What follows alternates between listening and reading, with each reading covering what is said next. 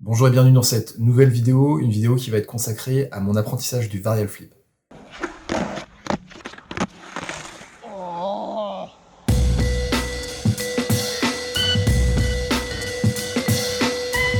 Le varial flip, c'est le mélange d'un pop show vite, qu'on appelait aussi varial dans les années 80, et d'un flip. Alors moi je suis toujours aussi mauvais sur mes flips, et puis le pop show vite c'est un peu pareil, je le rentre pas forcément à tous les coups, c'est pas mon point fort. Donc je me suis dit qu'en bossant le varial flip, ça me ferait bosser les deux, ça me ferait bosser à la fois le pop show vite et le flip. Je sais pas si la logique se vérifie vraiment. Quoi qu'il en soit, je me suis donné 2 mois cette fois-ci pour y arriver, c'est un petit peu plus que sur mes vidéos précédentes, parce que je savais que j'allais pas forcément avoir le temps d'aller skater tous les jours, et qu'il me fallait un petit peu plus de temps, comme c'est une figure qui est un petit peu technique, qui demande de l'engagement, enfin en tout cas à mon niveau, il me fallait un petit peu plus de temps pour bosser le varial flip. 2 mois, ça me paraissait plutôt bien.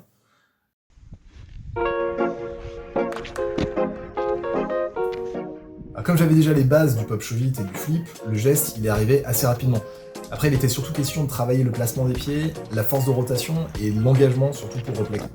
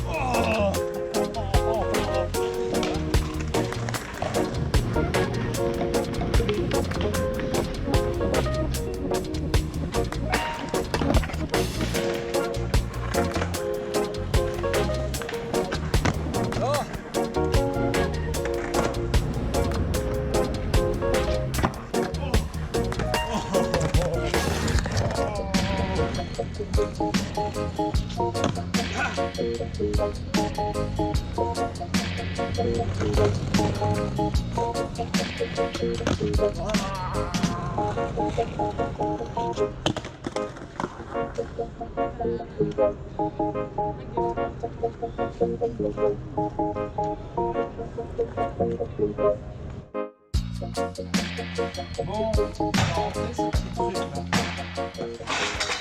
Ça va? Ouais, ça va. Ça fait mal? C'est juste quand j'ai Là, ça faisait à peu près 1 mois et demi que je bossais le varial flip, j'avais progressé, j'étais plutôt content, j'en avais rentré pas mal.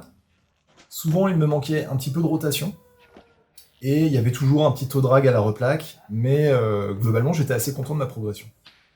Parfois, je le rentrais en tout début de session super facilement, et puis il y avait d'autres sessions où je me galérais et j'arrivais vraiment pas à le rentrer. Je vais justement vous montrer une session où je me suis bien galéré, où j'ai mis un temps fou à le rentrer. Si je vous montre ça, c'est parce qu'on voit bien à quel point le placement des épaules, il est important pour la replaque. Le problème que j'avais très souvent à la replaque, c'est que j'arrivais pas à replaquer le pied arrière, il arrivait toujours devant. Alors, ça montre un manque d'engagement, mais ça montre aussi surtout un autre problème, c'est que j'ouvrais trop les épaules. Là, on peut le voir ici, quand j'envoie le pop, j'ai le haut de mon corps qui fait un quart de tour vers l'extérieur, vers le frontside, et donc forcément j'ai mon bassin qui suit, et mon pied arrière qui suit également, et donc il va retomber devant la planche. Il y a une règle qui est hyper importante dans toutes les figures avec des flips, c'est que les épaules doivent rester dans l'alignement des pieds. Maintenant, c'est une règle que je connais avec le recul. Si j'avais su ça plus tôt, je pense que ça m'aurait peut-être évité de faire autant de try-hard sur le varial flip. Parce que, bon, à la fin de cette session, j'ai quand même réussi à le rentrer. Et on voit bien sur les essais où ça commence à rentrer que j'ouvre moins les épaules.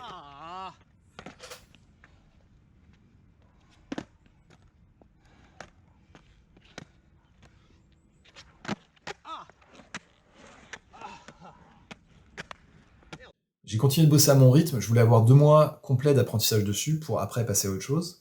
Et même à la fin, il y avait des sessions où je le rentrais très facilement et d'autres où c'était un petit peu plus difficile.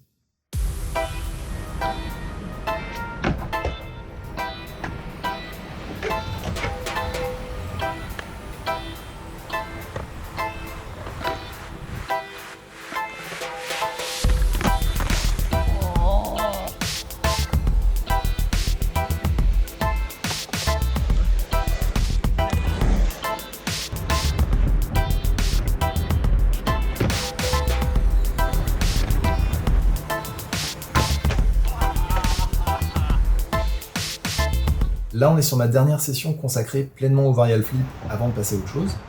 Ça a été une session horrible. J'ai pas arrêté d'enchaîner et je n'arrivais pas à le replacer. Là, c'est vraiment le pire du try-hard, avec toute la frustration qui s'accumule. On commence à péter des plombs, on commence à remettre en question le geste, les appuis, mais on ne veut pas abandonner. On sait qu'à un moment donné, ça va rentrer, ça doit rentrer.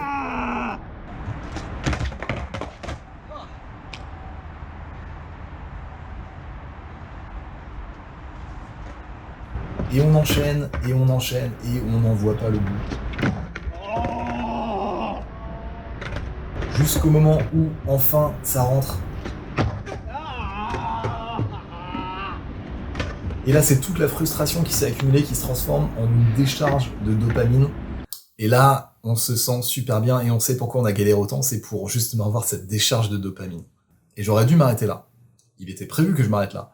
Mais en revoyant les rushs, je trouvais qu'il manquait un truc pour terminer la vidéo. Moi, j'aurais bien aimé avoir un plan en slow motion, comme dans les vidéos de skatographie, avec des plans à 1000 frames par seconde qui sont juste magnifiques.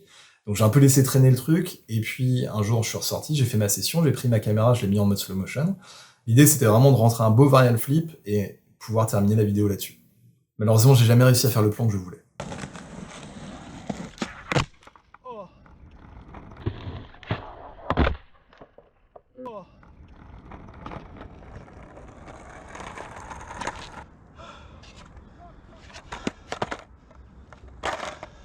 Ok, donc péter une board, c'est un truc qui arrive très fréquemment et à tous les skateurs.